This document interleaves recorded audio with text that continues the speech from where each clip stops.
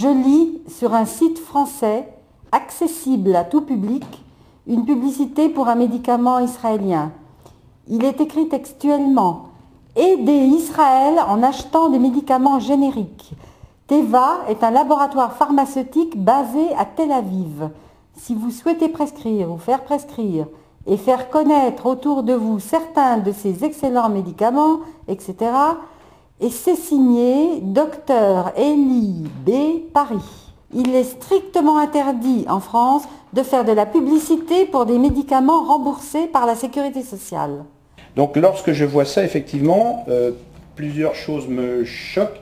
C'est que d'une part, un laboratoire est mis en avant et d'autre part, c'est une incitation à la prescription des médicaments de ce laboratoire, ce qui est rigoureusement interdit par la loi. Aucune forme de publicité ne doit être faite pour des médicaments et aucune forme d'incitation à la prescription n'est autorisée. En France, je pense que ça doit disparaître. Un médicament générique, c'est un médicament absolument identique à un médicament d'origine de marque. C'est-à-dire que c'est une copie d'un médicament qui existe déjà, dont un laboratoire a déposé un brevet dessus depuis plus de 20 ans.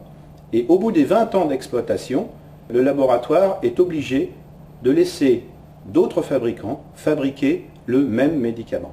Lorsqu'une firme découvre une molécule, en général, il dépose un brevet. Ce brevet il est valable 20 ans.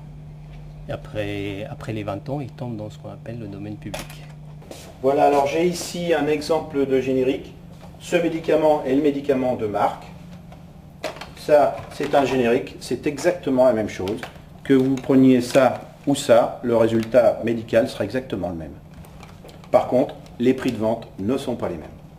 La sécurité sociale, évidemment, incite les pharmaciens à donner des médicaments génériques, pour des questions de prix évidents. Il faut bien savoir que les patients seront soignés de la même façon et qu'ils ont tout à fait le droit de dire « Monsieur, ce générique, je ne le veux pas, je voudrais un autre générique ». Le patient a toujours le choix, de toute façon. Il a toujours le choix. Nous, on n'impose pas. Et bien évidemment, on propose le générique dont on dispose. Et puis le patient, il peut te dire non, je préfère tel ou tel. Ça, c'est rare, mais ça arrive quand même. Je refuse d'aider Israël et je refuse d'acheter ces médicaments Teva. Pas question que je me soigne avec les médicaments d'un pays qui arrose toute une population de bombes au phosphore et autres engins de mort, qui empêche de soigner les blessés.